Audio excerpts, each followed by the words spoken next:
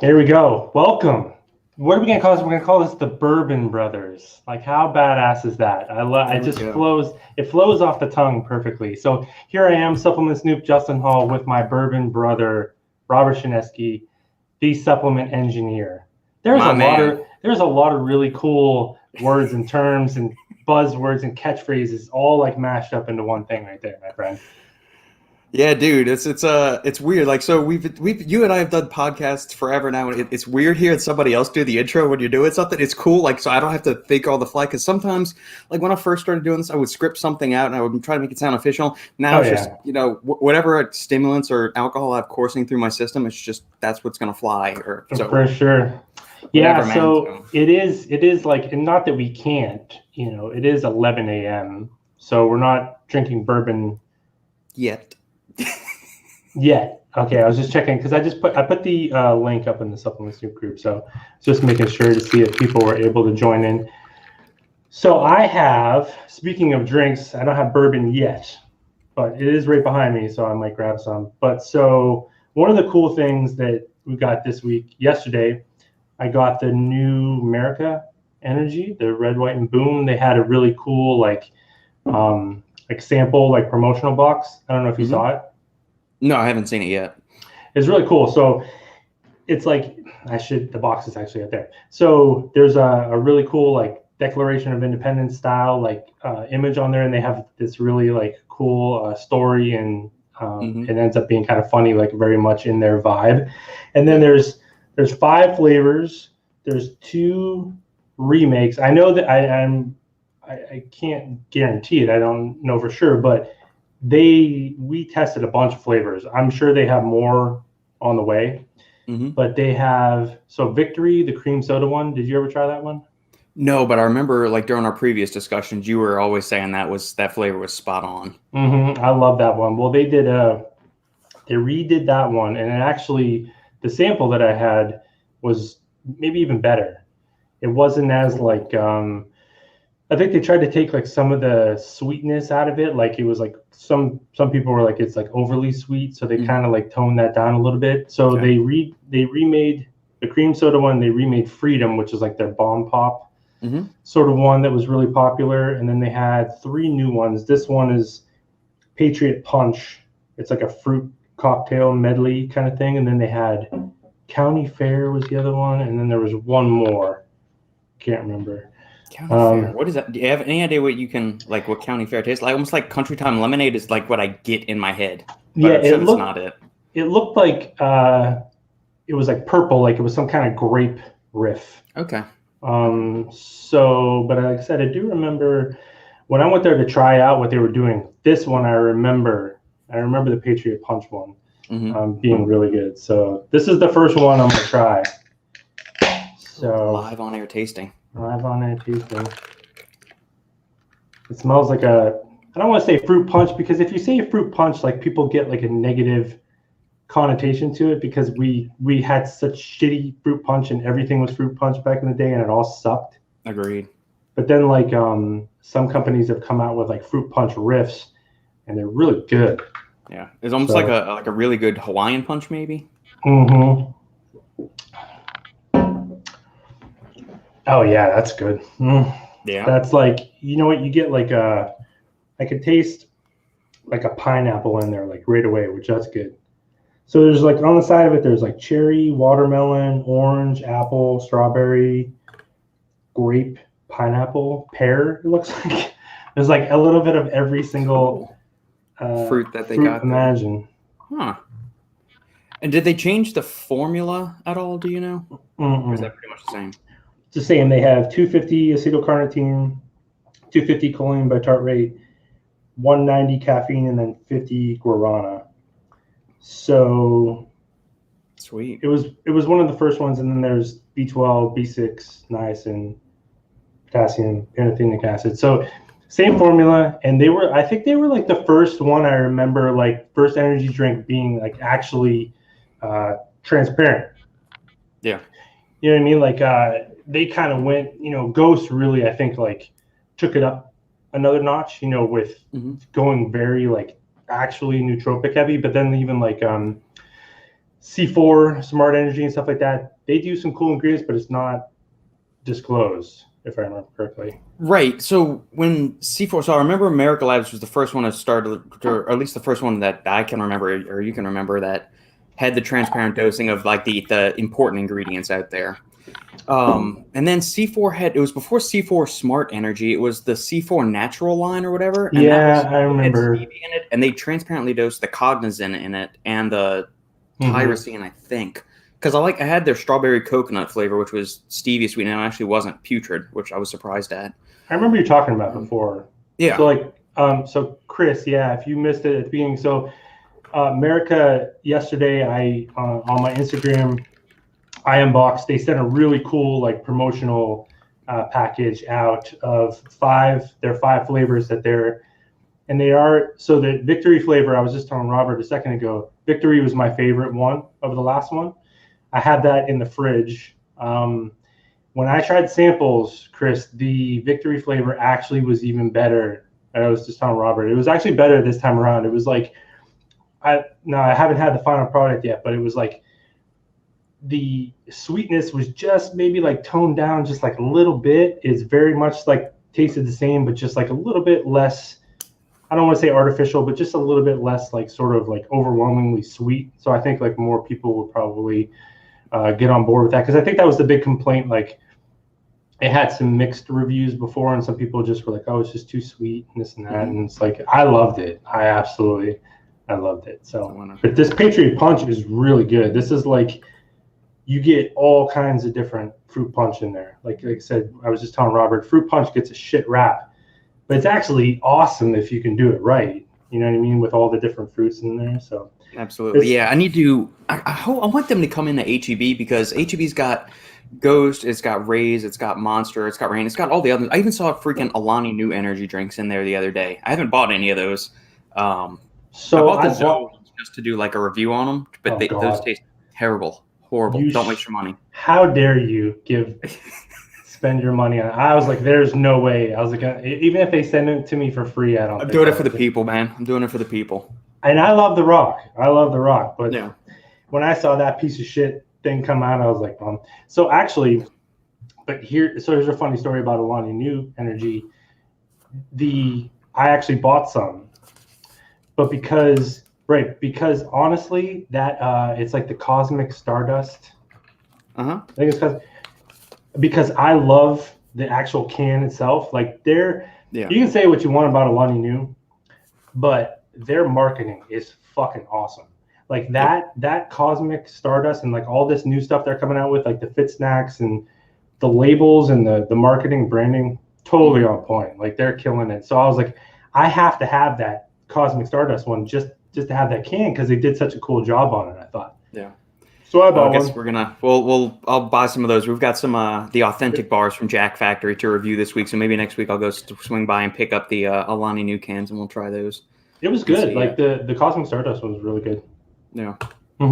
Jojo, a newer subscriber to the channel. Him and I have been going back and forth on email for a few things, but thank you for joining making the live stream today. Guys, you got any questions? Yes, this is titled Bourbon Brothers, but we will talk about all the stuff that Justin and I usually talk about. It can be life stuff, can be fitness supplements, nutrition, what we like to listen to when we're soaking in the bubble bath at night with our old man joints, or favorite bourbons. We'll allow Scotch and Irish whiskey questions, but we're gonna make sure that we keep those to a minimum, because bourbon is the supreme spirit around here. Yep. So you mentioned, we were texting last night about some bourbon, and you said you go ahead. It was it used to be called Rebel Yell 100, but because we have to disavow any knowledge of the Confederacy these days, it's rebranded just Rebel 100. So it is a wheater bourbon. And so for individuals out there that may not understand what a wheater is, so bourbon it's America's native spirit. It has to have at least 51% corn in the mash bill. So you can there's 4 grains that are typically rotated in with bourbons. So you get corn, barley, rye. So multi-barley, corn, rye, or red winter wheat. And most bourbons on the market, so they all have to be at least 51% corn. They can go up as high as 80. So something like Jack Daniels, even though it's a Tennessee whiskey, it abides by all of the rules and stipulations that must be bourbon, but they also go one step further, which is a process called the Lincoln County process, which is solely relegated. And so Jack Daniels and those other Tennessee whiskeys consider themselves bourbon, but we go one step further kind of thing. So back all the way to that. So most bourbons you're going to find on the market are very heavy on the corn. So at least 51% corn. Most of them go like 68, 70, 80% corn. Then rye will be the second most common grain. And then they'll do malted barley. The wheater bourbons out there. So your Maker's Marks, your the Rebel Yells from Luxrow, which they've now been purchased by MGP, I think. So Maker's Mark, the Weller series, Rebel Yell, Larceny, which is another one that you and I really like. Those are all in the wheater family. So instead of having rye as the second most predominant grain, they're going to have the wheat as the second most predominant grain. So it'll be corn, then wheat, and then malted barley. So it gives it a rye, gives it more of like a spicy, you get those kind of like floral spices that you're not floral, but like the fall things that you think of, the cloves, star anise, that stuff. Whereas the wheat gives it more of like a mellower, smoother kind of stuff like that. So, but yeah, man, the Rebel 100. So there's a 80 proof Rebel. And then they just came out with their 10-year one, which I need to get a bottle of that. I think it's only $50-$60 for a regular 750 bottle. But the Rebel 100, man, that's the first time I had some of it in about a month. And it's really good. It's really, really good. Nice. Yeah, I have to go stock up a little bit. I think I always have Larceny on hand. Larceny, because here you can get the big ass bottle for like $40. And it's like, that stuff is so good for such an easy to find, inexpensive bottle. Because it's like, okay, if you can find some Buffalo Trace or something like that, it's cheap, but you can't find it. So it's like this stuff is always available. So I always have that on hand, and then you have like the other stuff, because then I don't know if you're like this, when you start, so you have like a couple bourbons, right? You start off with the expensive stuff maybe, and then eventually I just gravitate back towards the cheap stuff because it all tastes the same. It all tastes good. After the a couple budget of them. bourbons. So that's what we tried to do. Is we actually thought of that too late. We went out, a few of us, and one of the Irish bars here, it has like the most unbelievable bourbon selection you'll ever see, and we killed 2 bottles of Blanton's at the bar, which it's not going to be cheap. Okay. Right. It would be bad enough, like if you were to buy them and then, for $70-$80 a bottle, don't kill that. But it was from a bar. That was really stupid. And it was like the last drink of the night. I was like, we should switch to Buffalo Trace, since at this point it's a third of the price and it tastes the same at this point. But it was too late. I was like, I got my bill. I was like, oh, jeez. The waitress was like, she's like, you guys should be proud of yourself. She's like, I've never seen people drink 2 bottles of Blanton's while they're here. And so we have some friends are coming in town next weekend. We'll go back to the same place. So I'm gonna try to start off with something, because they have everything there. They have Pappy there. They have literally like all kinds of stuff like you would never imagine. Like I said, it's an Irish bar, and you go in there and the bourbon shelves are just stocked with good stuff. So I'll try to remember to be smarter next time. Yeah. I guess one other thing we could tell all the listeners tuning in, if they're not as geeked out about bourbon as we are, you'll hear the name Blanton's, but it comes from the same distillery as Buffalo Trace. So I liken it to like a Corolla or a Camry and a Lexus. So same parent company doing all of it. But you got like a higher end model, and then you've got your daily rock solid kind of one going on. So yeah, Devin. Thank you for tuning in, sir. Here, let me grab that bottle. I'm going to have to take my headphones off. So I'm going to grab this bottle from behind me. I'll show you the thing we're going to crack next weekend. Sweet. Do it. Yeah, Chris, Justin said that they were doing they are bringing the victory flavor back. Devin, thank you again for setting up. So you've probably already seen them. Snoop, you're tuned into more like which companies are coming on the scene and not. Ninja Up is a brand that was on Stack 3D not too long ago. Yeah, I don't get on to Stack much anymore.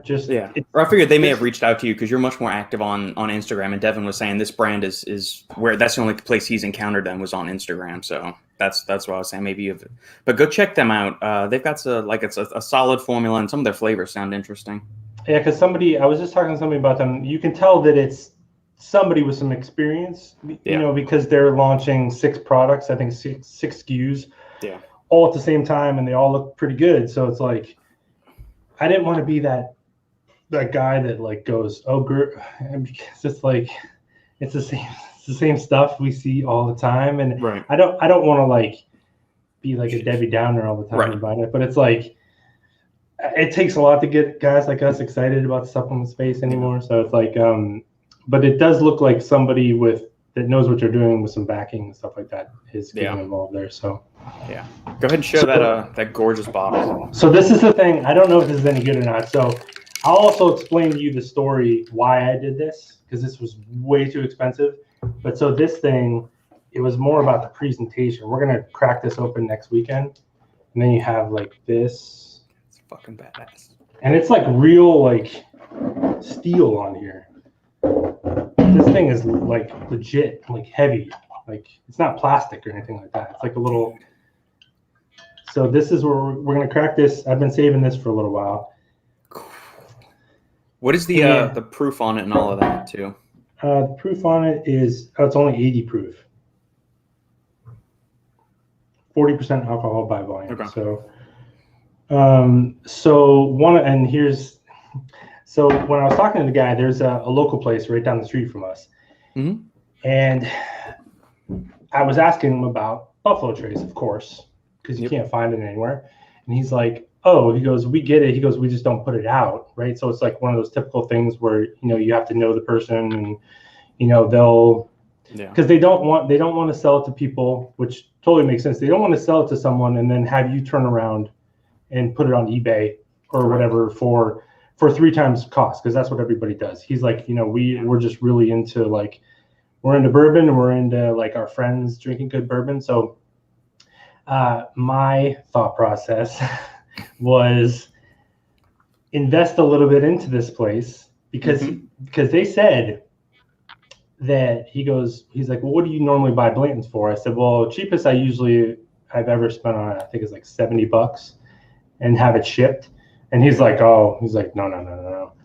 And he said, we can sell it. He's like, sometimes we'll sell for about 40 or 45. And I was like, shit, really? I thought like the MSRP was $59.99 on it. This is just what the guy told me. I have not confirmed this yet or not. Yeah. But so my thought process is he's telling me what else did I buy? I bought something else that was too expensive. But then I saw this thing and I'm like, I'll buy that. And then you remember that I bought this. Right. The next time your Buffalo Trace comes in. I mean, the whiskey could taste like, horrendous, but the bottle itself you just got to go with it. I had to get it for the bottle. So we'll try it next week, I think. Yeah. Does I like the look of the new red, white, and boom. Does it remind you almost a little bit like a Pepsi can, or maybe it's just the red, white, and blue that's messing with me? Yeah. Almost like the old style Pepsi can with the blue. Mm-hmm. Yeah. Yeah, because I think that was a big thing is, the whole presidential vibe that they had was hilarious, and I thought it was great. But at the same time, I think their plans, it seemed to me anyway, that they want to have more broad appeal rather than be like shtick and niche, kind of thing. They want to sort of like be more approachable to other people too. So they went with this style, which it came out really cool. Like I said, this fruit punch style flavor is really good. It's good. Question from Chris: will America Labs get back into GNC? I didn't know they had left GNC. Was that maybe because they had DMHA or something, and GNC is not allowing that? I have no idea. I thought they were still in GNC. Yeah, I don't know. I don't know much about GNC. Yeah, I couldn't tell you. Truth be told, we started Sandy on a course of TRT and Tren, and she got much more jacked and hairy as a result. And that's oh, it's just because you normally do it with Sandy, right? Well, yeah. Sandy's is on Thursday, so we've got our days organized, so I don't get my calendar confused. Yeah, I had it was a lot of. She was doing a lot of Anavar, dropped the voice, and the beard came in and stuff like that. So start a cycle of growth next week, and we'll see what happens then. Spencer Tibbetts, he's a new commenter on the channel. And guys, one other thing. So we're streaming simultaneously on YouTube and Twitch. if it doesn't seem like your question or whatever is getting answered or it's not populating in YouTube, jump on over to Twitch, and then it seems to be less restrictions or less blocking of comments and posts like that or whatnot. So, and Yes. we'll get anything and everything answered on here, regardless of how topical or nonsensical it is. So Spencer is in the private Facebook group, and he lives. Unfortunately for him, he lives in Ohio, and we had a conversation. You know, actually, because I hate when people do this thing where they like, you know, they talk about their regional foods and things like that that are absurd, but literally, if you go back to like where I grew up, like Smith's hot dogs are actually just better. They're just better than everything else. Like they're better than any other hot dog. So hence that, have you ever had such a smug, I don't think it's smug. I think it's just, you know, confidence. It's honesty and transparency, you know, the whole vibe. I'm just pride. On a regional hot dog. I mean, I grew up eating like the regular Oscar Mayer's tan hot dogs, and we'd go over to my cousins' houses, and their mom would buy the red hot dogs. So like when you're a kid growing up, if you go to the store, they have like the tan looking hot dogs, and then they have the red looking hot dogs. I don't know why they look different, but I mean it's all ground up pig and dog hooves and everything, you know, horse hooves. Yeah, you don't want to know. You don't want to know. I'm trying to think. There was a place in New Orleans called Dat Dog. And like they made their own sausages for the hot dog. So they had like an alligator hot dog. They had a chicken hot dog and a few other ones. Sandy went there a couple of times and really loved it. As for me, I mean, I'm more of a burger guy and a pizza guy than I'm a hot dog guy. I'll eat one, and I ate my fair share as a kid. But I mean, I don't know if I'm beholden to one style of hot dog or another. And if you eat a pizza, I have stronger opinions probably of pizza. Yeah, it's really pre-workouts is probably where you're most smug, I guess. Is that made bourbon? I'm kind of getting there with bourbon too. Or no, coffee. I cannot stand a weak coffee. Like it's got to be like strong, dark, and black. Like don't put any filler in it. Don't give me a light roast or blonde roast or anything like that, man. I want like a dark roast or preferably like chicory from New Orleans. So yeah, I'll get smug or snobby about well, I will say coffee. Literally the only hot dog I've had in the last year was when I went back to visit my parents just a couple months ago, and there's like this gourmet hot dog place that makes all kinds of wild shit. So we stopped there and had a couple hot dogs. This is the only hot dogs I've had probably since the last time I went back to visit my parents, which was probably like 2 years ago. So. It's just because why would I have, you know, some weak ass hot dogs from around here? I'd rather have a burger. Some people say there's no such thing as bad pizza. Like even bad pizza is good. I completely disagree with that. Like there's really disgusting pizza. Yeah, for sure. It's not worth the calories. That's the way I approach it. Like if I'm gonna eat something, and it's gonna be like junk, quote unquote junk food. Like, I'm not going to eat really shitty French fries. If they're like soggy, limp, cold, unsalted, I'm not eating them, regardless of the fact that they're French fries. It better be like a damn good French fry or cake too. It's like it better be worth it if I'm going to eat it. I'm the same exact way. I was like, why would I don't like using the term cheat meals or anything like that, but why would I deviate? Why would I deviate from the plan for something shitty? Yeah. You know what I mean? It's like, it doesn't make any sense to me. Yeah. So I'm the same way. Doug Miller said on his live that they stopped the contract with America Energy or something like that. Could be. I don't know. I'm really not in the supplement news business. It's just I'm just not into it. I won't criticize or anything. I just don't really keep up. I know what people tell me, like companies that I obviously have good relationships with, but I don't like. Those are the types of things I don't ever like. Maybe I happen upon some information, but I'm not into the whole like supplement news kind of thing. I leave that to Shane. Shane's the man at that. So go for all the day-to-day happenings. And then if you got a question about why maybe they stopped the contract with America Energy, maybe it's because they were going through the rebrand, or GNC didn't want to pay whatever America Labs wanted to charge them. That's definitely a question for Doug. Well, and also GNC, maybe that coincides with GNC sort of restructuring everything that they're doing, like after they declared their bankruptcy and all that other stuff. Because it seems like they're going. That was interesting, and this was something, because they mentioned Ghost this week, Ghost being available in Vitamin Shop. That was one thing, and That's Well, interesting. I think it's okay, like for me to say it on here because it's obvious now. But I remember Dan telling me a long time ago. He's like, people assume that we're GNC exclusive. He's like, we're not.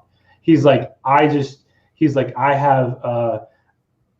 Dan, I don't know if have you done a podcast or anything with Dan, or like We talked to had him Dan? on the Final Scoop on Saturday about Oh yeah, 2 months back, and I I want to get remember him on just to do like either a solo one or one with like you and me, because I know he imbibes on occasion too, so he's a perfect candidate for this kind of podcast.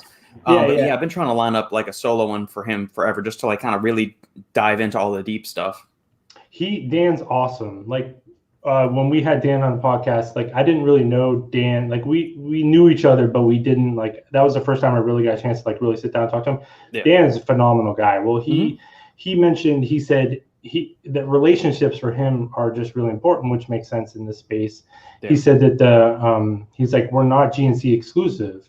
He said, I just choose to be GNC exclusive because they were like the ones that like really helped us launch. He's like, we've always had a great relationship. So I don't know if, obviously not saying anything changed there, but he said, I just remember him saying, he's like, we were never actually like GNC exclusive. Maybe they were at the beginning or something like that. He goes, but I just chose to stick with just them because we had such a great relationship. Yeah, I think that's what everybody assumes, because I think their initial launch was they were online only or direct to consumer through the Ghost Lifestyle website.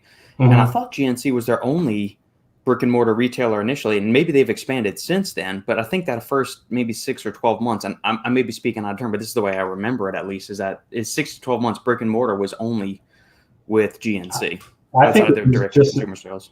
I think it was just until right now. Yeah, it may have been because they had, I know that there were some other things they were talking about doing, but then when they did, Ghost Energy was available, everywhere kind of thing, brick and mortar retailers and stuff like that. So you could kind of see that, but I don't think they were, I could be wrong, but I don't think they were ever anywhere else other than their website and GNC up until literally like their actual products until this Vitamin Shop thing that just happened. So I think there's a lot of hope for a lot of retailers, brick and mortar retailers, that they're going to be able to carry Ghost as well, which, would make sense. Agreed. I lost my tab. Where did it go? There we go. All right. I haven't had the America Labs flavors yet. The Ghost ones that Santa and I tried a couple weeks back were very on point. I typically am a Blue Raz hater, and that one's so good. That's really good.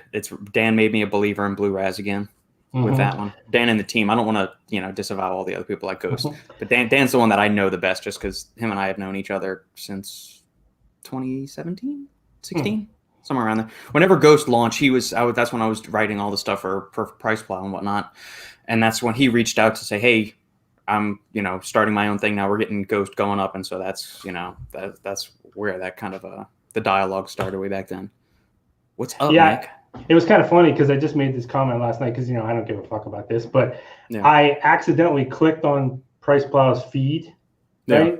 I haven't looked at their feed since you left because I don't give a fuck what they're talking about, but I was like, is this a Ghost? I thought it was Ghost's feed. The whole thing was Ghost. And I was like, but anyway, so have you tried the Ghost Gamer?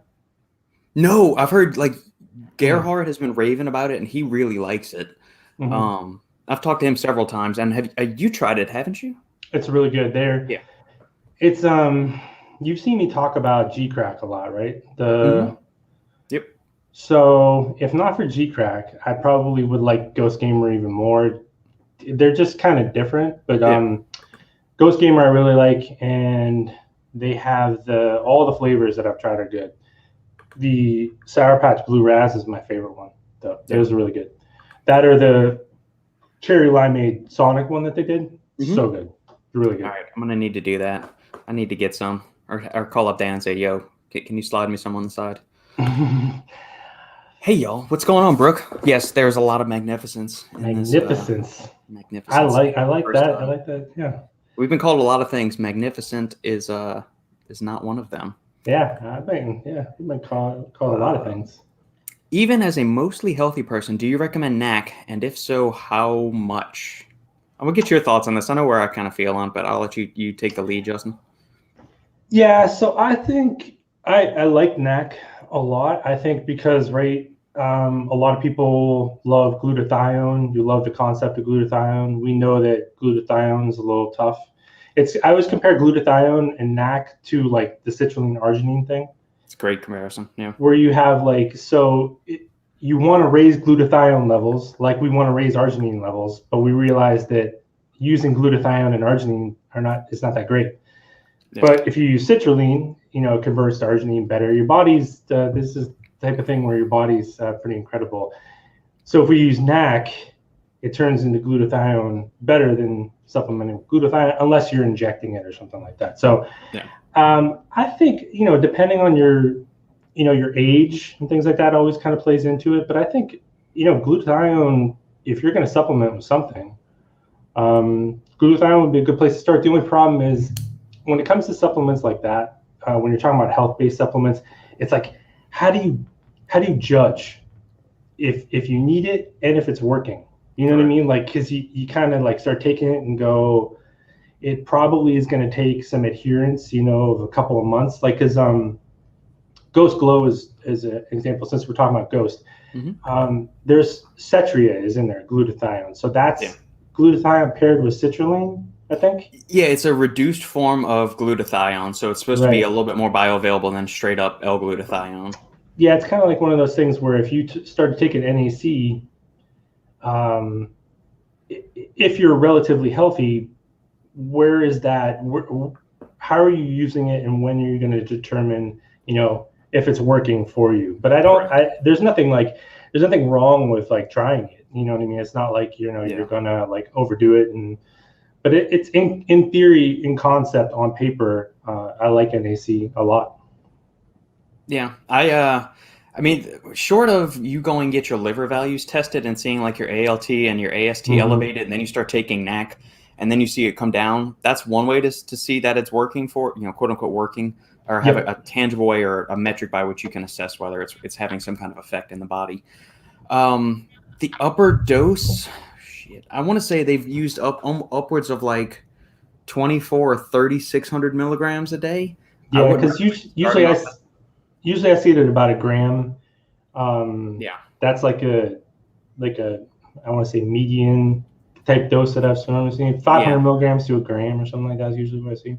Yeah, I do 1,200 milligrams every day, and that's because I like bourbon. I want to make sure my liver holds around. Exactly. So because a lot of people think when they think alcohol and stuff like that, they turn to like TUDCA, which TUDCA is great for like the liver in extreme situations, but also there's a timing thing with TUDCA. Like, you're not supposed to take it like before you drink. Right. If I remember correctly, there's actually like an extreme negative to taking it. Like if you were to take TUDCA before you go out and drink, like it could be potentially like very dangerous from what I remember seeing. It's like NAC is something that you can take like but now if you take TUDCA, if you're drinking, but if you take TUDCA sort of like away from the actual drinking, it can be very beneficial. But if you take it before, I remember it was just maybe like one study I remember reading. I don't know if there was a lot of data out there, but it was like, you probably shouldn't do this. Because I was like, well, that's when I probably would have taken it. So I was like, oh shit. I was like, maybe we shouldn't do this. Yeah, but I do 1,200 milligrams of NAC each day. It's also got some good stuff as far as like immune system support, just because it's regulating the master antioxidant glutathione in the body, as you said earlier. I know it's in Apollin's immune formula and a bunch of other companies' immune formulas too, just because it's got data showing it reduces the severity and duration of upper respiratory tract infections, those kind of things.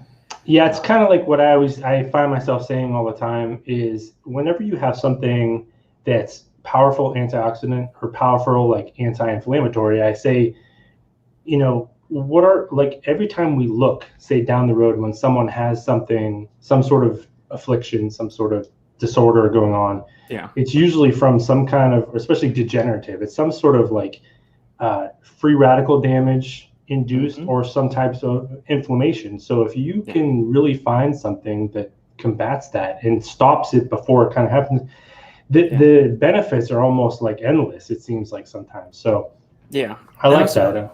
I was looking into some research of like why. So we know that excess consumption of alcohol is detrimental to human physiology. But I'm trying to figure out why. What's excess? Yeah, exactly. So, they say no more than 2 drinks a day for a guy and no more than 1 drink a day for a girl. And a drink in their mind is 1.5 ounces of 80 proof liquor. That is 1 drink. So technically you have 3 ounces of 80 proof spirit. You're okay, all things considered. My question is, what is the mechanism by which it's wreaking havoc on the body? So it's not actually alcohol itself. It is the first stage metabolite of alcohol, which is the really toxic one that the body does. And what it's doing in that is that it's creating all of this oxidative stress in the body. Mm-hmm. And that's where, once you get oxidative stress, then it leads to all the other bad stuff. So my thinking is, if you eat enough vegetables, you consume enough antioxidants, anti-inflammatory substances, you take enough NAC, are you basically just neutralizing any bad effect where you're just consuming it, but you're taking all the other stuff and it's neutralizing all the bad effects?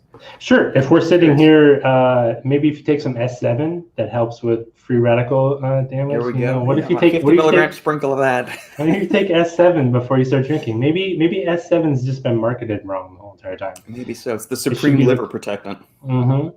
So no, if everything we do, I find myself kind of saying this a lot too, is say when someone, I'm going in a different tangent, but say when someone asks about these natural muscle builders that we constantly see, that we know, most of the time don't really do much, because a lot of times I'm like, we're already pushing so hard. Like if they're supposed to help with muscle protein synthesis and things like that, it's like, but what if you're already pushing so hard in that direction, that ultimately, now if you're totally not doing the right things when it comes to diet and protein timing and all this kind of other stuff and resistance training, then maybe you take something like that and it does make a significant difference. But if you're already pushing so hard, would it not matter? Would it be redundant? It's like kind of like what you're talking about. If you're exercising all the time and helping with, excess, induced stress and all this other stuff, and you're taking cortisol management and antioxidants and anti-inflammatories, and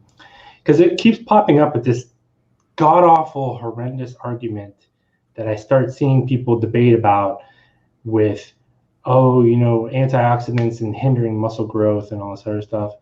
And what I always find myself saying, I'm like, that is like one of the most ignorant debates I think I've ever heard in my life. Because people are like, oh, antioxidants, they hinder muscle growth and all this other stuff. It's like, so the only point of your life and exercising and health is to grow muscle? I was like, that's fine if it is, but go have that conversation somewhere else.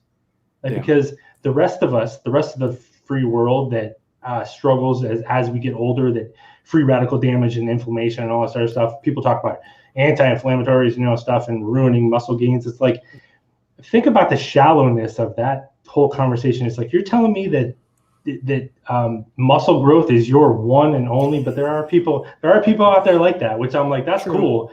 Just that conversation is for your group of people over there. So stop bringing your on paper bullshit to the people that are in the actual health space that think more than just gains, all the time. I've had the same question come up a number of times, and we always got to remember, it's the dose that makes the poison. And plus the form of it makes sense too. So the studies that show anti-inflammatories and antioxidants hinder muscle growth, they're giving these individuals 1,000 milligrams of vitamin C. So that's equivalent to taking a packet of Emergency right before you go train. And so if you're taking just 300 milligrams of Vaso-6 or 300 milligrams of grapeseed extract, that's got a bunch of polyphenols and antioxidants in it and stuff like that. That's not going to hinder your gains. You've got to see the magnitude and the potency of the antioxidant you're taking. Plus, in the actual studies that they've done, if you go and look at the meta-analytic data the comprehensive reviews they've done on these things, muscle growth or hypertrophy is the attribute that is the least affected by the antioxidant, anti-inflammatory supplementation. So VO2 max, power, strength output, those are affected to a much more significant degree than actual muscle growth.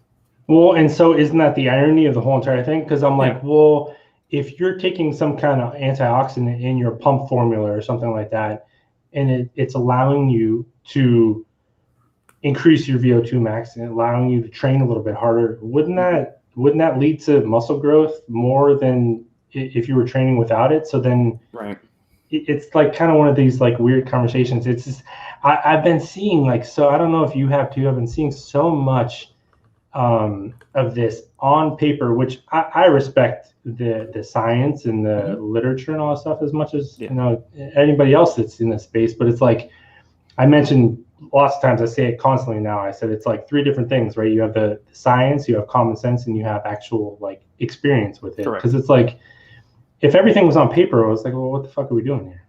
Yeah, exactly. And I have a feeling this is probably propagated by a few bodybuilders, like some of the meathead, like enhanced athletes out there that are repping some company and like they're just toting the company line of something, and they've gotten a nugget of what, but they lack the context and understanding by which to convey those ideas. So, and obviously you're playing the game of telephone here. Well, this guy heard it from this one, and then it just trickles down, and then we're all over here. We're like, oh, I can't have an apple before I go work out because all the antioxidants in the apple are going to hinder my gains, and think it doesn't work like that. Yeah, and that's why I always preach to just go try these things sometimes too. And you mentioned Baso 6 earlier. It's like I can use that as an example. When Baso 6 hit the market, and then there was like the initial like pushback from certain people that thought, or they were trying to sue them and all that sort of stuff, and people were debating on its effectiveness. And I was like, that's fine. I was like, you guys are like pointing to research papers, like exactly what you just said. Someone will go and they'll read this research paper and then they'll start preaching it. And I've done this. Like I've been using antioxidants in my pump products and this and that, and I've gained muscle over time. So it's like, well, I know that it's not just like that cut and dry. I was like, because I've proved it myself. I was like, so that's why you just kind of have to be skeptical, like sometimes. And as we know, the methods and everything like that are what's important when you're reading these studies. A lot of people just look at the abstract and the conclusions because that's usually that's the easiest to understand, and it's the shortest paragraphs of the studies are the abstract and the conclusions. Or people just scroll all the way down to the conclusion. Agreed. And then they throw it up on their shitty Instagram page and talk about stuff like that. It's like there's a little bit more to it than that, but whatever. Also, why do they sell it as an energy booster and then sell a different bottle of the exact same ingredient but say it's to relax you? Same kind of thing, where anytime you have, I just mentioned this a little bit ago, whenever you have something that's antioxidant or anti-inflammatory, stuff like that, it has so many different trickle-down effects in the body that you really can market it in different ways. Like if one of the hindrances to, say, energy and stuff like that could be free radical damage. You're sort of, and also at the same time, like relaxing you. Think of nootropics. A lot of nootropics are meant to de-stress you, but it also like gives you an energetic feel, because if you're struggling with stress, it's usually taking away your focus. It's taking away your energy. You're kind of, so if it's going to relax you, next thing you know, you're more like locked in, you're more focused and stuff like that. And then all of a sudden you feel energy. So it's like this weird kind of balance there.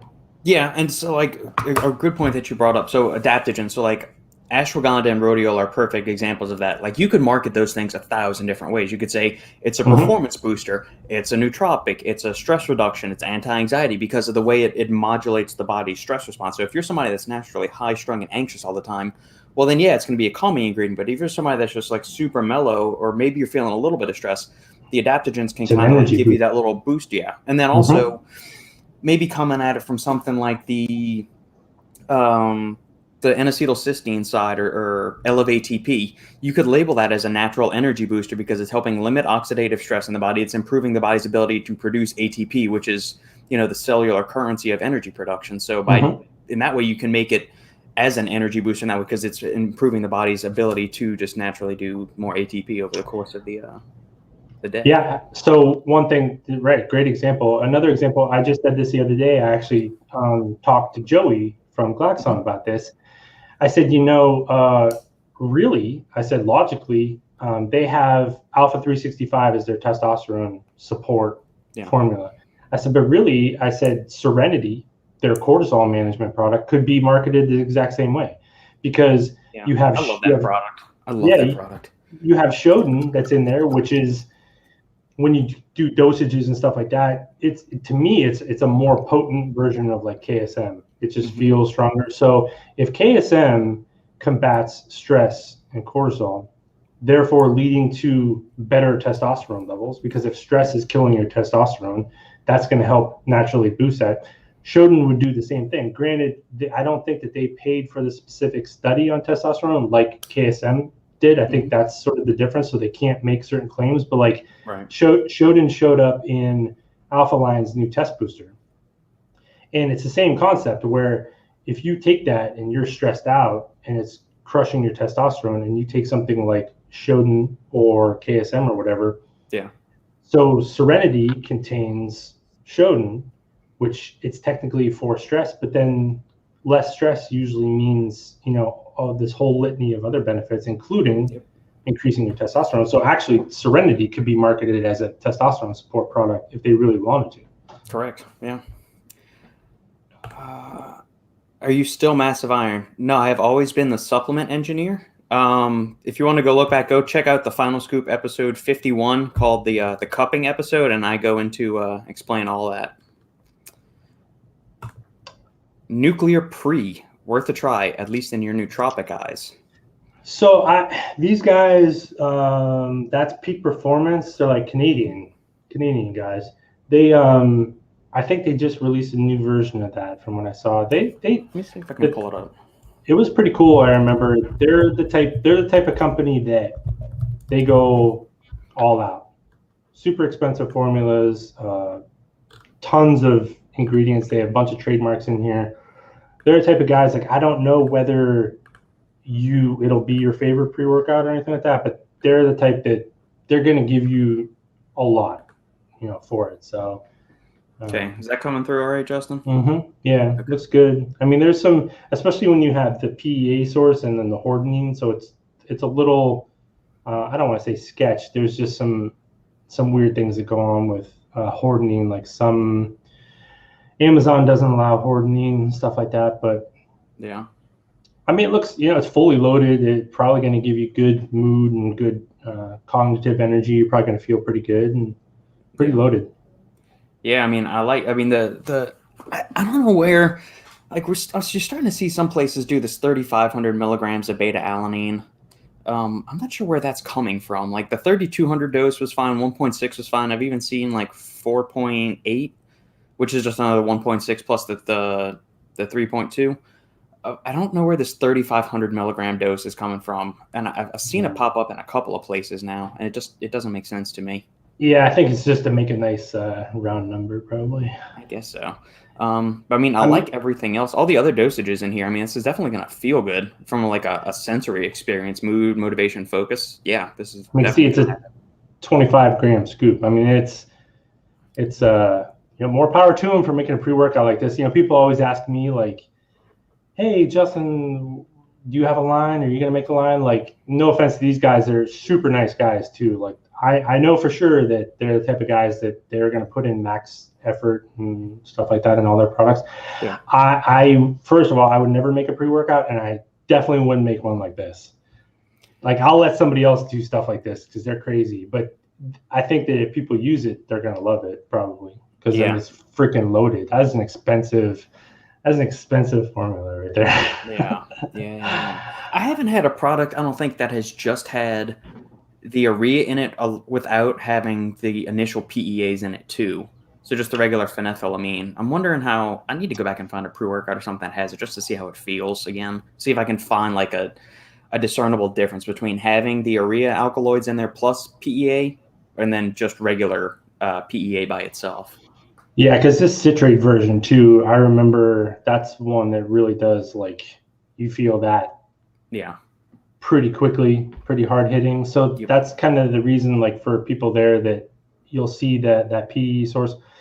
PEAs are very like mood inducing and things like that, but they are also like they die off pretty quickly. So a lot of people would experience like really heavy crashes from using that, but that's why they use the hordenine in there as well, because the hordenine sort of extends the life of it a little bit, sort of like helps protect it. So exactly, they know what they're doing. This is probably like the third different version of their pre-workout that I've seen. And one thing that I like, because I tried their original one and it was loaded and it was a great value product and stuff like that, I didn't really care for it. There's way too much theanine in it for me. I do remember that. They took theanine out, which is good. So This is definitely. I mean, it's 100% a pre-workout I would use. Yeah. And since we're on the topic of PEAs, I'm sipping on Hypermax from Performax right now. How many servings? Shoulders and arms with Sandy after this. How many servings was that when you give it pre? Did 40-20. 40-20. Okay. Yeah. I was gonna say 50. Oh no. It's 40-20. There we go. 40-20. Yeah. So $50 for 20 servings at those dosages and stuff like that makes sense. I would probably tell them to charge more. But yeah, that's just me. Because that's tough. That's pre-workout game, man. Is we've talked about this a lot. It's like, no offense to those guys. Like I said, they're super nice guys. I talked to Daniel from there quite a bit. Super good dude. I'll let other people do that stuff because that's a tough game to be in right now as a pre-workout game. Yeah. Nick tried overtime for the first time today, only half serving, and even that has me. Yeah. Okay, so first of all, Nick wakes I support your decision to use a half scoop, and especially overtime. Overtime is awesome. No, Nick wakes up zooming, so he doesn't need much. A half serving of overtime. I haven't used overtime in a while, but I still have like the original, like the OG bottle, with the yellow blue label or blue. From when they were still Anarchy Labs. I still have that one because Robbie sent it to me a long time ago, and I was like, and I used it, and I'm like, okay, well, this is a very, very specific use case for me. Because actually, you know what I did do? I used a full serving of that the one time with Ghost Pump, and had a phenomenal workout. Calm down. It says, Nick, I think one of our mutual friends, Nick, is probably going to ask you about coming down here again, not this weekend, but the following weekend. You might want to see if you can make another trip down here, man. It's turning into Christmas in July down here in South Carolina. I'm literally on a perpetual zooming spiral on the way up. Yeah, man. Your first few times, I mean, there's something about that combination.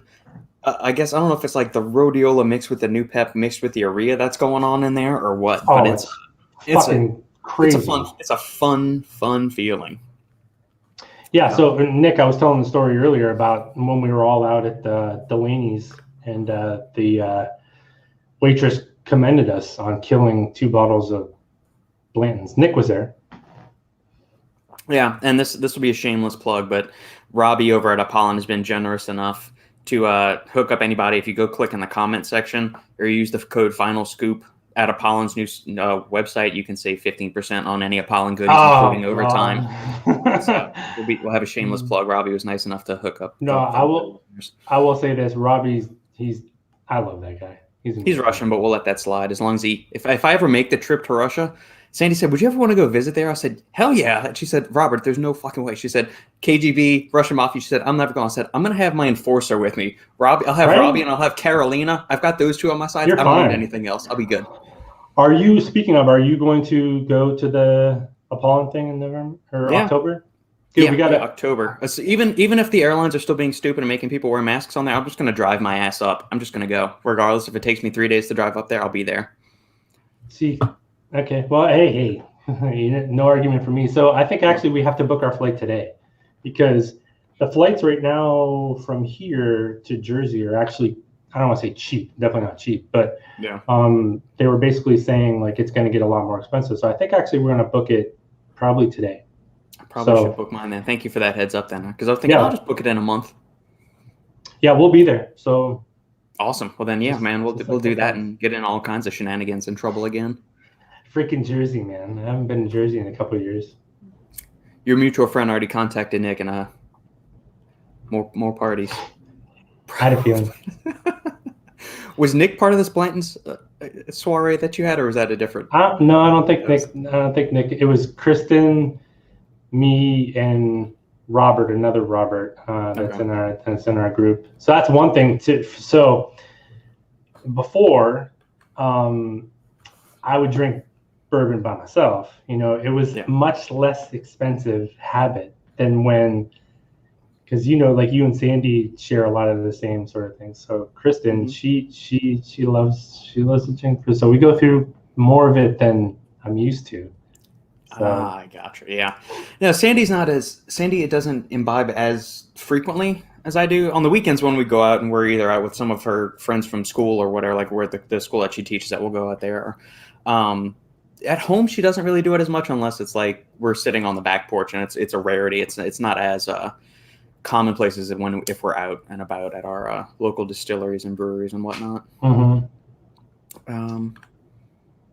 Miss Chrissy M, I apologize for nothing.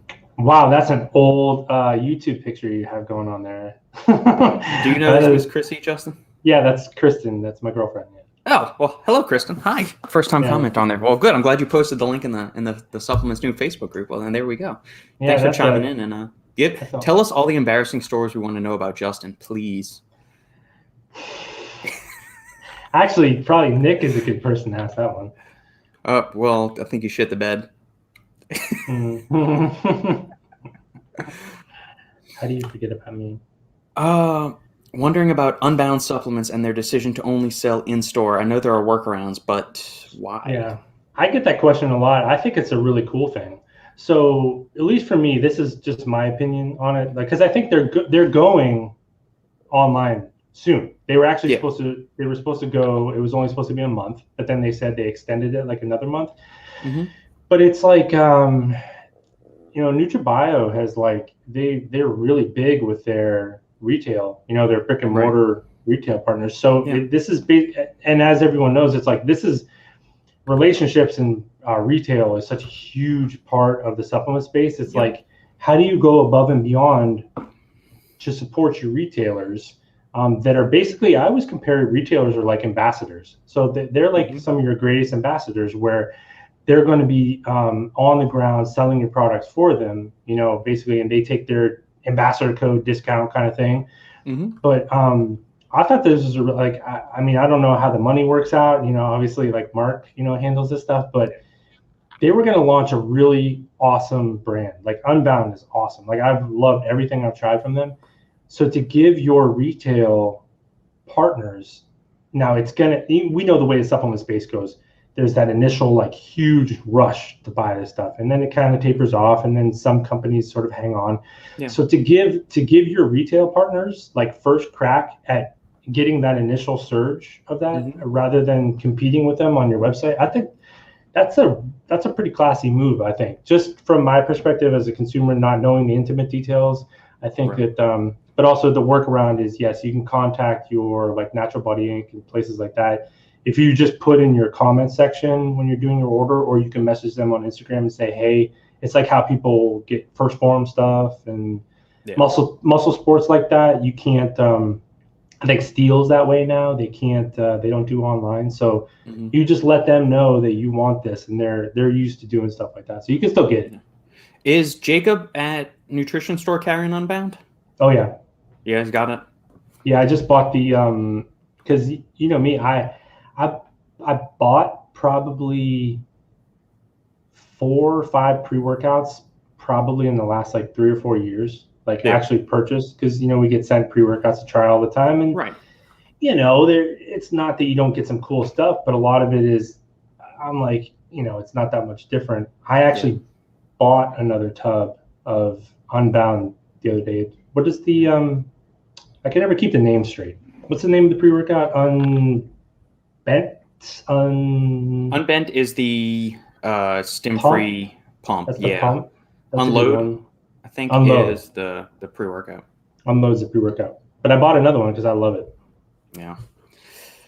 Good deal. Yeah, I'd be curious to see from his side, from the retail side, is he seeing like how is that selling compared to NutraBio's line? Is he marketing them as this like the hardcore brother or sister of NutraBio, or are you keeping it separately? And has NutraBio come down to them and said, "Hey, don't tell them this is from us," but or do you want to position like, "Hey, this is us. We've established ourselves as like the super clean cut, transparent company, and this is our harder spin on it, while still keeping everything compliant." Because I know some people were saying this wasn't a hardcore line, but that brings up the what's your starting base of hardcore? Like if you're like C4 And you look at C4 Hardcore. C4 Hardcore is not going to put DMAA and lace it with Anavar and all this other stuff. It's going to be like 450 milligrams of caffeine plus some other stuff in it. So everything is like we were talking about with the research and antioxidants earlier. There's context to everything. Yeah, it's hardcore for their approach. Yeah, you know what I mean. Is it right? Because they're not going to take any chances. I mean, that's the thing with like when people talk about hardcore, and actually I think like our friend Robbie, he's a big proponent that he likes to throw around that hardcore term a lot, which is totally cool. Apollon takes, I don't want to say takes chances because it makes it sound weird, but they'll use ingredients that are not like say compliant across the board. Like say if you wanted to go into like certain settings where NutraBio, I think they just take a more conservative approach. So it's like a hardcore conservative sort of model. I wouldn't call Unbound supplements hardcore personally. I would just say they're just a little bit like more aggressive take on NutraBio because they still, I mean, those formulas, I would love to see the cost sheets on some of those formulas because I've seen them, but they're. I didn't see the final one, but when we were like in the process of going through everything, that was yeah.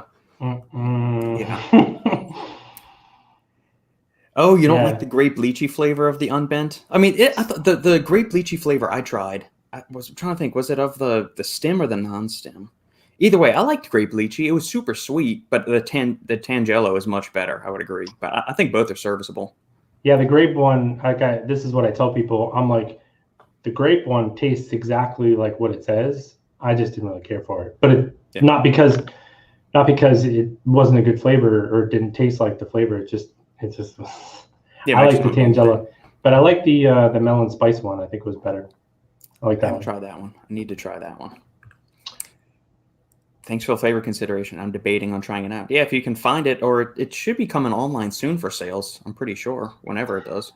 Yeah, so I think it was just like maybe a week or two ago. They said they were extending the retail for another 30 days.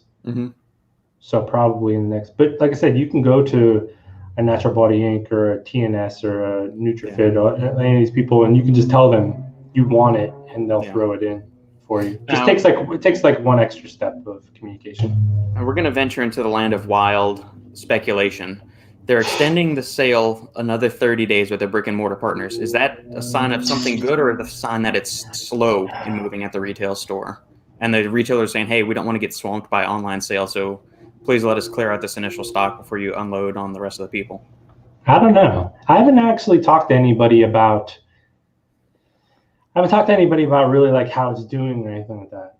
Yeah, I don't know personally. I mean, I'm not in touch with a lot of retailers either. So from my perspective, like I love what they did from a supplement enthusiast sort of standpoint, but at the same time, it's a super risky, I would say, aggressive play in space because, if people, because they're premium price, which they should be, right? They're expensive formulas and stuff like that. Are people going to use these products? And this is what I constantly see with everybody new coming in the space. They make cool formulas and stuff like that. Well, now, so take a small brand that says, oh, I know a few things about ingredients. I'm going to make this pre-workout. Well, you're getting into a space where you're competing with someone like NutraBio or, with Core or Glaxon or all these other places that have killer formulas.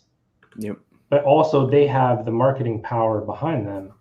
I mean, look at what Unbound did. Think about how much money they spent on those barrels. And I still got my barrel. I'm not getting rid of that thing. I love that thing. And people actually offered me money for it. Offered me money for the Unbound barrel. So, you're kind of getting in the space, but it's like, if Unbound comes out, it's not that they weren't going to sell the first time around, right? We knew that Unbound will make that initial sale. It's are people going to come back, right? For that second time around. So it's like, and obviously a pre-workout, you don't get that much anyway. But like when it comes to some of the other products, the testosterone product, the GDA and stuff like that, are people going to, come back for round two? That's always the big question in the supplement space. The launch in the supplement space really just doesn't seem to matter much to me anymore. It's like Right. because it's that repeat customer kind of value. So I don't know, man. It's a good question. I haven't really talked to too many people about like how it's selling or anything. I guess we need to do maybe set up a poll in the Supplement Snoop user group or something, or we can just talk like let's talk with Jacob and Tim over at Natural Body and a few other people and just get some insight into like they don't have to tell us actual units, but like just give us like some kind of context or like an approximation of how it's moving. Yeah, that'd be cool. So maybe we'll talk about that too on the so Jacob and I on Thursday nights we do a little recap podcast. Maybe I'll ask him about that tomorrow night. That's a good topic. What time do y'all do it? For anybody like that's tuning in now that hasn't tuned in yet, what time and where can they find it? So it's Thursday nights at 7 p.m. We do the same thing. We kind of go live. And we always broadcast the link in the private Facebook group. And then I think Jacob puts it on his nutrition store website and stuff like that, or on his Facebook page. So, yeah, same kind of deal. And it's just kind of a mashup shit show of whatever we feel like talking about. Jacob's kind of going through this thing where he just opened a new store in Greenville, which is a really nice town about like 30 minutes away from us. And he's getting some backlash from some of the nutrition stores that are already there that are a little threatened by their presence, and Jacob's a very he's a very class act, very like humble individual, but he's also not somebody he doesn't take any shit either. Like if you kind of do some things, he'll get really aggressive on people. So I've been watching him kind of beat the shit out of like some of the people that are. We'll see. Yeah. So we always talk about some random stuff on it. It depends how much, because we drink bourbon and stuff like that while we do it. So it kind of depends on how much bourbon we get in them first. Yeah. Definitely will spend the monies for that quality. Inflating a price with marketing hype is just evil. I would agree. Yeah, it's tough. Well, it's also hard because I think one thing that the average consumer that, I didn't realize until sort of getting into the more brand building aspects. So companies, you think, okay, I'm going to spend $15 on a formula. The Unbound supplements are definitely more expensive than that. So say that's your price. And you sell it for $50. That seems like a huge profit margin for a company, but then there's all these like extra costs of everything. You have the shipping, and then the cuts you have to give to retailers and stuff like that. Then you have the ambassador codes, you have sales. Next thing you know, those margins like really start to get cut down quite a bit. So there's a big learning experience, I think, for a lot of brands that think they're going to make this huge profit margin, and then when all said and done, and then there's this really difficult cash flow cycle in the supplement space, because anytime you have like fast moving consumer goods, you can't wait until you sell it all to order more. Correct. You know what I mean? Like, and with lead times as crazy they are now, so you have to reorder. So if you're a new brand and you're launching and you order 500 units of your pre-workout, you have to reorder again probably halfway through the run. If it's moving fast, you have to do it even sooner, and but you haven't recouped your money yet from the first run. So you end up like, and then you have multiple SKUs and everything kind of gets screwed up, and people think that they can solve cash flow problems by launching another SKU all the time. And actually for most people, because a lot of people don't know their numbers, they end up making it worse. So it's why you see a lot of supplement companies, they look like they're making some pretty good money, but they are a shit show when you lift up the hood. Yeah, there's probably a few brands we could name. Maybe we'll save that for the after hours special. Right.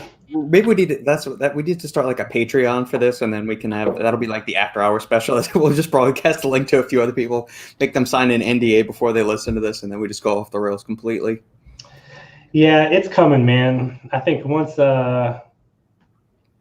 when people ask me questions, I always try to answer as truthfully as possible, but we'll get to a point where we'll probably just let it fly. Let it all fly. Yeah. Jojo, I'm on a pretty well-balanced diet, and I use EAA as a flavor for my water and insurance policy. Drinking any more EAAs than necessary, you're wasting gains. You're going to lose all of your muscle, and your insides are going to rot. No. Go ahead, Justin. I'm gonna let you can take the lead on this because I'm pretty sure we're in lockstep on this one. Yeah, this is this is just a topic that I wish I had like an auto switch on me so I could just like hit a button and just let the answer kind of come out. Yeah. It depends on your protein intake. It depends on your goals. It depends on a lot of things, right? Because EAAs, BCAAs come from protein. But for me, like for example, I'll give you a use case. I eat adequate amounts of protein every day. So there's a lot of people out there would say, well, Justin, EAAs are a waste for you. I have found that that's not true because I don't really like to eat a lot before my workouts. I don't necessarily like train fast anymore, but I don't like to eat anywhere really near it. So what I've noticed is EAAs help me with fatigue during my workouts because I used them for so long intra-workout, and then I actually tried removing it, and I did notice a difference.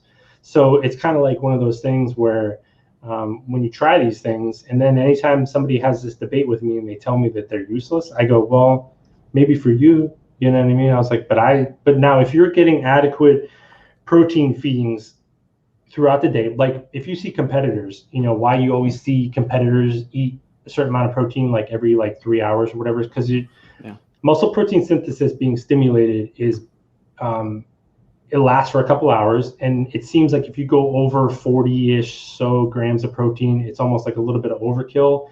Your body still absorbs it, but you're probably not getting any more muscle protein synthesis benefits. So correct, yeah, like it taps out, like it's not wasting, but it's going to get oxidized into like an energy substrate or something else. Yeah, right, exactly. If you're trying to hit 200 grams of protein a day and you take all 200 at once, it's not like you're wasting the protein. It's just you might not be getting that multiple muscle protein synthesis benefits all throughout the day. So that's why you see competitors eat those protein meals constantly. I fucking hate doing that. Like that is not, I start to hate eating food. So long story short, a person like that probably wouldn't get much out of an EAA because they're constantly being flooded with the amino acids in their system because they're getting constant protein feedings. If you have a gap in your protein feedings, that's where an EAA can come into play. And sometimes, you know, like I said, during workouts, they can be good for fatigue. So I take mine intra because I don't really have a big protein feeding, say, before my workout too. But other than that, it's really,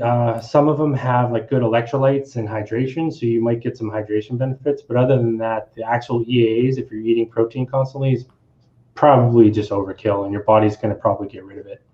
Yeah, I'm pretty much there too. I mean, I don't like to drink just plain water during my workouts. Sometimes I do, like if it's like super ice cold water, but more often than not, I want some kind of like either mango tropical flavored or something tart, like a lemon lime or something like that. Just I want something that's kind of refreshing when I'm training. I typically eat enough protein during the day. Maybe if it's a weekend and I'm only eating like 2 meals instead of my typical 3 or 4, just because we're out and about or we're going to a distillery and I'm just spending the day drinking bourbon or, you know, like a stout or a porter or something. I'm not going to be eating a whole bunch of stuff while I'm doing that.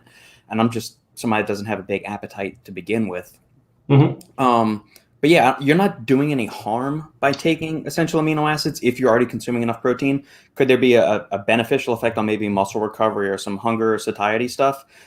Yeah, absolutely. And if you ever listen to any of John Meadows' stuff, he's somebody that's real big on peri-workout nutrition, so before, during, after. And he says, like, when he removes the EAAs, I'm sure a bunch of other bodybuilders will say this too, like, when they remove those from their workout, they'll notice more soreness and all of that. So, yeah, it's definitely a way to flavor the water. It's an added insurance policy.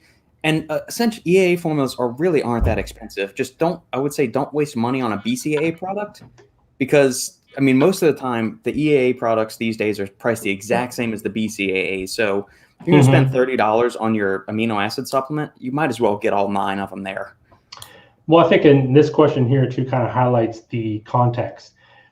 So drinking the water is the important part. So if using an EAA product helps you drink more water, then it becomes useful for you. You know what I mean? Or would there be maybe less expensive ways to do it, or that you can argue and debate that all day long. But if it ultimately helps you reach your goals on how much water you're drinking, then you know it becomes viable for you. That's why I hate that. I hate that shit when people like say BCAAs and EAs are useless. I'm like, yeah, like I get it, like what you're saying, but how many people, and same as peri-workout nutrition, like I said, I'm the same boat. I notice if I don't have the EAs during my workout, there is a noticeable difference for me. So I'm like, how are you gonna tell me it's worthless? Like, Right. I know that it's not. So Exactly. it is what it is.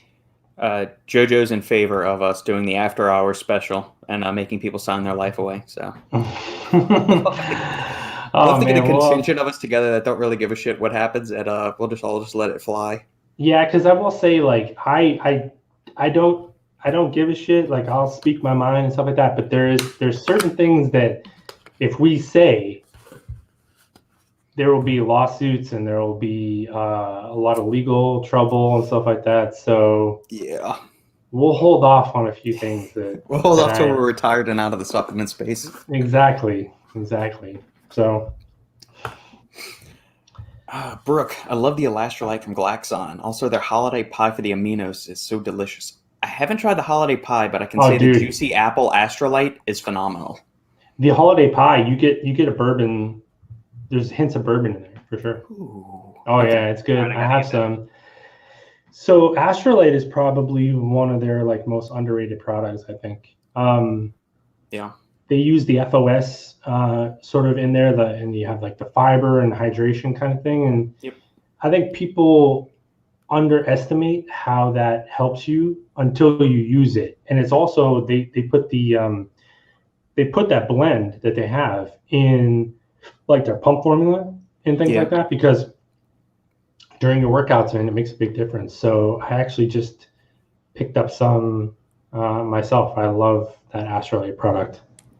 Have they released another flavor in addition to the let me see. There's a couple. There's like citrus. I have citrus. There's an apple. And also they sort of redid the flavors. Somebody was just talking about this on the group the other day. Their initial launch of them, they were very strong flavored, very like kind of salty. Oh yeah, yeah, definitely. And they kind of dialed that back a little bit, I think, on some of them, because a lot of people were complaining. Oh man, I like that super aggressive kind of flavoring on there. So did I. But I mean, that's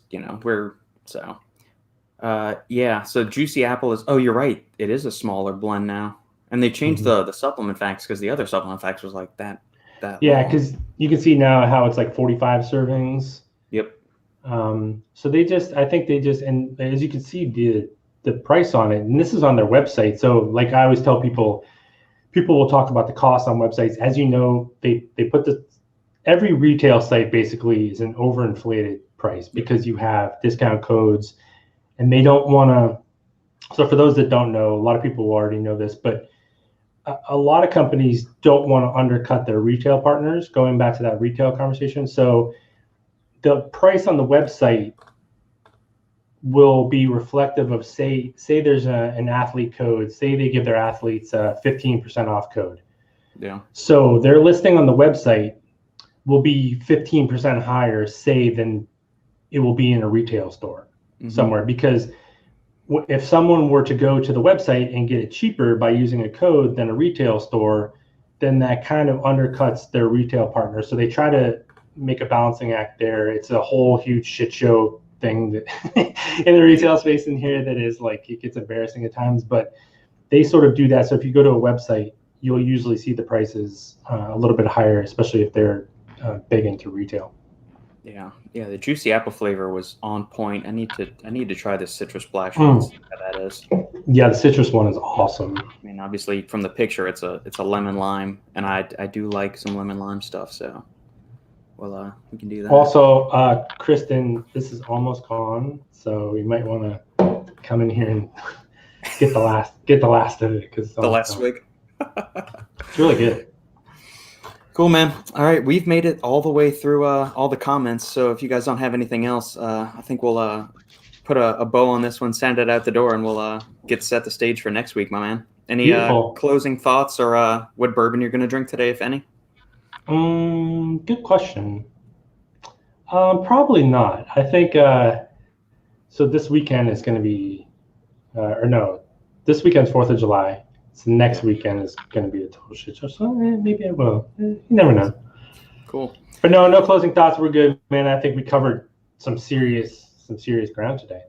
I appreciate it, man. This is fun. This is a good inaugural episode, or we'll call it the first pour of the Bourbon Bros podcast. Are we going with Bourbon Bros or Bourbon Brothers, and we're just leaving the Bros as the abbreviation? I don't know what we're gonna do. We'll come up with something. Yeah, I like the Bros because it's got that meathead vibe to it. Yeah. Cool, man. All right. Well, thank you for your time. If you like the podcast, make sure to like, comment, subscribe, share the video with family, friends, and loved ones. This will be uploaded for all those people that don't watch on YouTube. This is going to be uploaded to Spotify, iTunes, all that other good stuff, and that'll probably go live tomorrow morning once I download this, cut the audio, and ship it all out and do all that. So thank you guys for tuning in, and we will catch you all next time. Mm-hmm.